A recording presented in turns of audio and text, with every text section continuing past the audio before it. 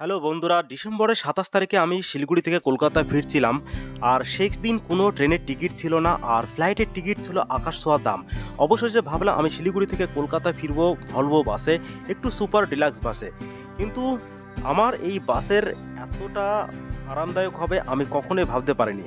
এটা হচ্ছে গিয়ে রায়পুর ক্রুইজারের বাস, আর এই বাসের সার্ভিসটা এতই ভালো সেটা আমার পুরো চিন্তার বাইরে ছিল। বাসটা ছিল 2x1 এর স্লিপার সিট, আর সিটগুলো কত সুন্দর দেখুন, ভেতরে এত সুন্দর বিছানা করা, ঘরে বউও করে রাখে না।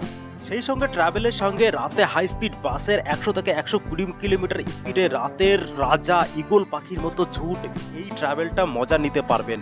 সঙ্গে আছে ব্যাগ ভর্তি খাবার, যেটা খুশি সেটা খেতে পারেন। এখানে চিপস আছে, সঙ্গে সঙ্গে জলের বোতল, সঙ্গে ইন্ডিভিজুয়াল একটা করে স্ক্রিন প্রত্যেকটা সিটের সঙ্গে, যেখানে ওটিটি চ্যানেল থাকবে, আর সুন্দর একটা হেডফোন, নয়েজ ফ্রি হেডফোন। আর এখানে আমার চ্যানেলের ভিডিও দেখতে পেলাম, আমার ইউটিউব চ্যানেলের ভিডিও। আমি যে বাসে ট্রাভেল করেছি সেটা হচ্ছে রায়পুর ক্রুজার আছে। এটা কলকাতা থেকে একটা বাস ছাড়ে, আর শিলিগুড়ি থেকে একটা করে ছাড়ে। খুবই সুপার ডিলাক্স ভলভো বাস। এটা হচ্ছে গিয়ে 2x1 সিটের। আর দেখুন কেবিনে উঠে কত সুন্দর কেবিনটা, আর সঙ্গে ভেতরে ইন্টেরিয়ার ডিজাইনটা খুবই সুন্দর, বিছানাগুলো খুবই সুন্দর করে রেখে। এটা বিছানা বললেই চলে, কারণ কি এটা কোনো বসার সিট না, এটা শুয়ে যাওয়ার সিট, 2x1 এর স্লিপার সিট। আর এখানে ভলভো বাসের যে ভাড়াটা ছিল মাত্র ১৫০০ থেকে ১৬০০ টাকা, যেখানে হচ্ছে গিয়ে বন্দে ভারত বা অন্যান্য যে এসি ক্লাসের যে টিকিটগুলো সে মোটামুটি এরকম ১৫০০-১৬০০ টাকা থাকে, তৎকাল টিকিট কাটলে আরও বেশি থাকে। বাসের ভেতরটা কত সুন্দর দেখুন, আর এখানে প্রত্যেকটা স্ক্রিন দেওয়া আছে প্রত্যেকটা সিটের সঙ্গে, যে কোনো চ্যানেল দেখতে পারেন, ওটিটি চ্যানেল দেখতে পারেন, আর সঙ্গে হচ্ছে গিয়ে ইউটিউব থাকবেই। বেডগুলো কত পরিষ্কার পরিচ্ছন্ন দেখুন, বালিশের কভার দেওয়া আছে, পর্দা দেওয়া আছে ইন্ডিভিজুয়াল করে, আর সেই সঙ্গে হচ্ছে গিয়ে ভেতরে এত সুন্দর স্মেল আছে, যেটা কোনো রকম বাজে দুর্গন্ধ কোথাও নেই। আর এতটা মেনটেন করে রেখেছে, আর সঙ্গে সঙ্গে হাইজেনিকের ব্যাপার তো আছেই। আর ভলভো বাসের ব্যাপারটাই অন্যরকম, সেটা হচ্ছে কোনো রকম নয়েজ থাকে না ভেতরে। এটা হচ্ছে গিয়ে আমি যে সিটে উঠেছি সেই সিটের হচ্ছে কি এটা ডিসপ্লেটা, আর আমি কানেক্ট করার চেষ্টা করছি কিভাবে আমি আমার ফোনের সাথে বা কিভাবে কানেক্ট করব। আর প্রত্যেকটা সিটের সঙ্গে একটা করে কম্বল দেওয়া থাকবে, বালিশ কভারগুলো দেওয়া আছে। দেখুন ঘরের মধ্যে এত সুন্দর পরিষ্কার করে থাকে না, বালিশের কভারগুলো এত সুন্দর করে দেওয়া, অন্যান্য বাসগুলোতে নেই সেরকম ব্যবস্থা।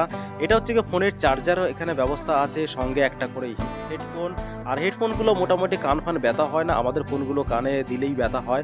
আর এটা করে জলের বোতল রাখার জায়গা আছে, চার্জারের পয়েন্ট আছে, আর এখানে হচ্ছে গিয়ে ডিসপ্লে কন্ট্রোল করার মতো জায়গা। আর এটা হচ্ছে গিয়ে এখানে আছে কি লাইট কন্ট্রোল করার জায়গা। আর সঙ্গে হচ্ছে কি হেডফোনে আমি ট্রাই করছিলাম যে সাউন্ডটা কেমন আসে, তো যথেষ্ট ভালো মোটামুটি।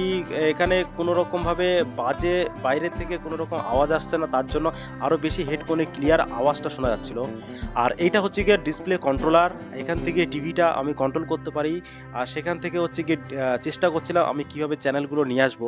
ফার্স্টে হচ্ছে গিয়ে ইউটিউব কানেক্ট করার চেষ্টা করছিলাম, আর অন্য ওটিটি চ্যানেলগুলো কানেক্ট করা যাবে সেটা হচ্ছে গিয়ে ফোনের সাথে একটা বারকোড স্ক্যান করে সেটাকে পারমিট করার পরে ওটিপি দেওয়ার পরে হচ্ছে গিয়ে ডিসপ্লেতে যে কোনো মুভি দেখা যাবে, ওটিটি চ্যানেল থেকে হোক ইউটিউব থেকে হোক।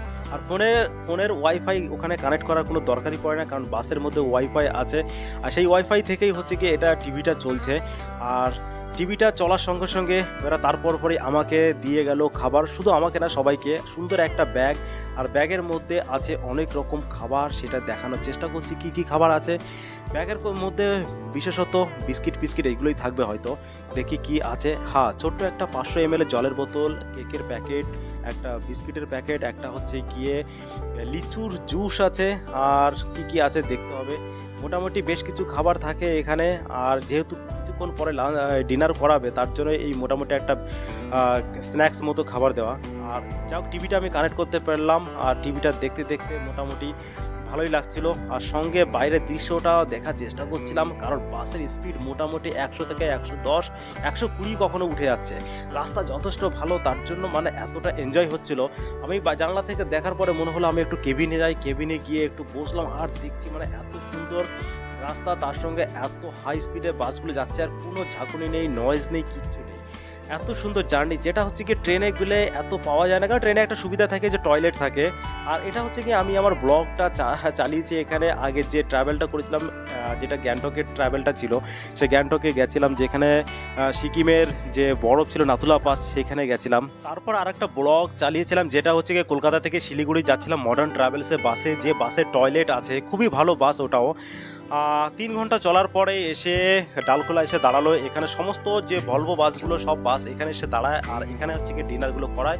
যত খাওয়া দাওয়ার পরে আমাদের আগে বেরিয়ে গেল গ্রিন লাইনের ভলভো বাসটা। সেটা হচ্ছে কি সেমই বাস, কিন্তু এটা একটু আলাদা, যেটা ইন্ডিভিজুয়াল কোনো স্ক্রিন নেই। খাওয়া দাওয়ার পরে এখান থেকে বেরিয়ে আবার রোডে উঠছে গাড়িটা, আর আমি এবার ড্রাইভারকে রিকোয়েস্ট করলাম যে আমি বেশ কিছুক্ষণ সামনে বসে থাকবো, সামনেটা আমি একটু এনজয় করব, কারণ এত স্পিডে বাসটা যায়, আমি কিছুটা ভিডিও করব, তার জন্য সামনে এসে বসলাম। আর ওই দিক থেকে দেখুন ইজি রাইডার আর একটা বাস ঢুকছে রেস্টুরেন্টে। এখানে হচ্ছে গিয়ে এরাও খাইয়ে দাইয়ে মোটামুটি আধা ঘন্টা পরে এখান থেকে আবার ছাড়বে, কারণ সবাইকে ফ্রেশ হওয়ার দরকার। আর সেই সঙ্গে ওভারব্রিজে ওঠার জন্য সাইড দিয়ে বেরিয়ে যাচ্ছে বাসটা। আর সাথে হচ্ছে গিয়ে আমি বেশ কিছুক্ষণ এখানে বসার জন্য দেখলাম যে আর কি অত্যাধুনিক যে বাস, যে কয়েক সেকেন্ডের মধ্যে মোটামুটি বাসে 80 থেকে 100-তে তুলে দিল। আর এর অন অ্যান অ্যাভারেজে মোটামুটি রাতে চলে 100 থেকে 105 কিলোমিটার অন অ্যান অ্যাভারেজে। তার জন্যই হচ্ছে গিয়ে ওখানে থেকে মানে শিলিগুড়ি থেকে কলকাতা আসতে মোটামুটি 10 থেকে 11 ঘন্টার মধ্যে পৌঁছে যায়। বাস অন টাইমে চলে আসে। দেখুন রাস্তা যতটা সুন্দর, বাসও ততটা স্পিডে চলছে। আর বাসের ড্রাইভারগুলো খুবই অভিজ্ঞ, আর এদের লাইসেন্সও মোটামুটি ভলভো বাসের আলাদা লাইসেন্স থাকে, অন্য অন্য নর্মাল বাসের মতো থাকে না। আর এদের আলাদা ট্রেনিং নিতে হয়, তার জন্যই হচ্ছে গিয়ে এদের বাসগুলো যতটা স্মুথভাবে এরা চালায়, ব্রেকও তেমন স্মুথভাবে করে।